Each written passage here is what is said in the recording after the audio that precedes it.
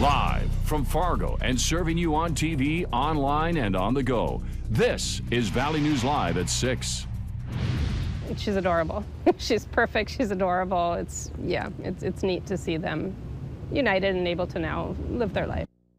Custody has been awarded in the case of a newborn following the murder of her mother, Savannah Greywind. Greywind's boyfriend, Ashton Matheny, is now able to feel like a regular dad. A court hearing today awarding him full custody over their daughter, Hazley Joe. She was placed in protective custody after the disappearance and murder of Greywind. Valley News Team's crime and safety reporter Nicole Johnson explains how the legalities may be over, but the pain is still there.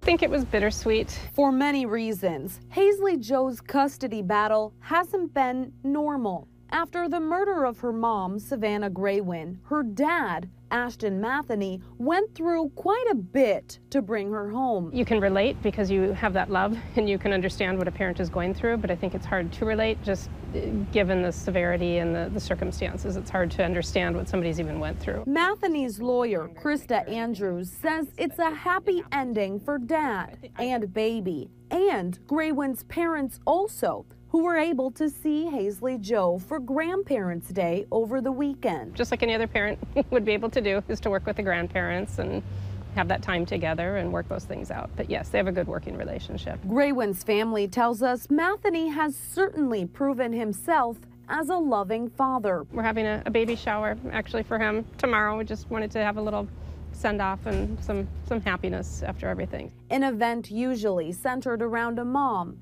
For Hazley Joe's shower, sadly, that's not the case. I know, and that's, it's so sad, so tragic, but you just want to have some celebration since they haven't been able to do that. The end to one fight, but certainly not the battle.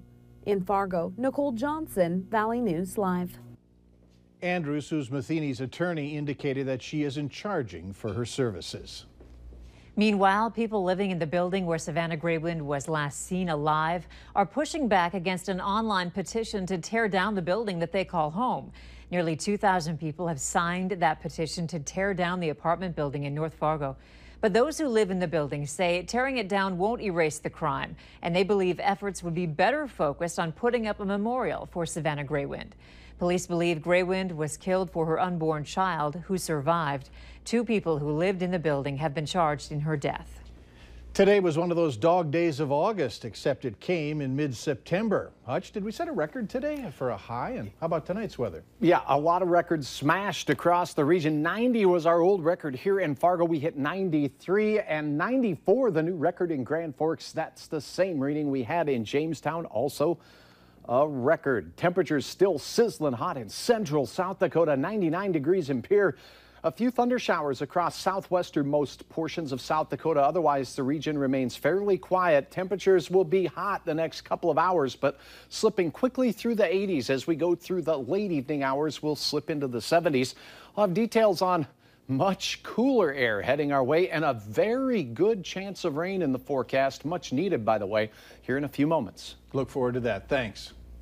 A Moorhead woman who spent years arguing with one satellite company is now warning you to look closely at the sales agreement with your TV provider. She reached out to our whistleblower hotline and our investigative team started digging.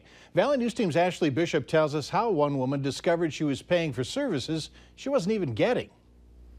HD for life, monthly bill $29.99. Marilee Pinkney thought she was getting a great 2-year deal with Dish Network. She signed up in December of 2015 when a salesman came to her door at her Arizona winter home. The first few months were fine, but then her bills started to increase. I had signed a contract for $29.99 and they kept wanting to charge me all kinds of off-the-wall other things. Her contract, labeled as a sales agreement, was 1 page. It listed name, address, phone number, along with program package and noted costs. Marilee decided enough was enough and called Dish again. They offered to send her the contract that they had on file. Now, as you see, that doesn't look anything like this. Marilee got a 3-page contract that was signed in 5 places. But my name is spelled wrong. Now, do you remember signing that document? I have never seen this until it came in the mail. Months later, after arguing with a Dish employee, they mailed her a copy of the sales agreement. And that's when Marilee noticed a change from her original carbon copy to what Dish provided. See where they've crossed out from America's top 200 to 120. Okay. And down here, they've changed the monthly bill from $29.99 to $39.99 and back to $34.99. Marilee says the signature is even different. She reached out to Dish and was told that the sales agreement was with a third party, Sirion Enterprises. I only signed a contract with Sirion Enterprises that had a Dish TV logo up there, so I naturally assumed that they were somehow together. In August of 2016, Dish Network disconnected their service with Marilee and also billed her for several $100s. It's on the phone with Dish TV, and they pulled the plug, and I have not had Dish TV since. Now, that was August. My contract says I should have it until December of this year. Marilee says she is angry. They are allowed to produce forgery and pass it off as a legal document.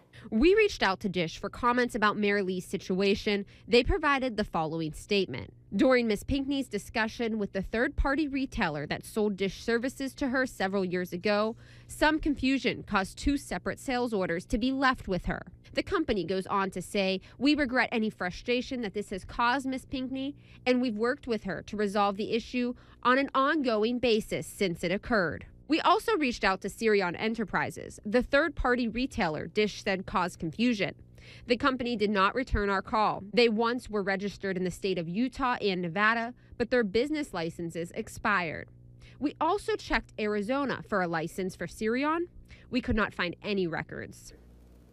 We learned from Marilee late today that Dish Network would refund any of her overcharges that they did bill her. Now, this is a good example of why you need to make sure you're doing your research with these companies, the third parties also, and making sure you have all your documents and reading the fine print. Mike, Andrea? Very frustrating. Thank you. All right, thanks. As we mentioned, this story came to us through our whistleblower hotline. If you have issues, call the phone number on your screen, 701-237-6576.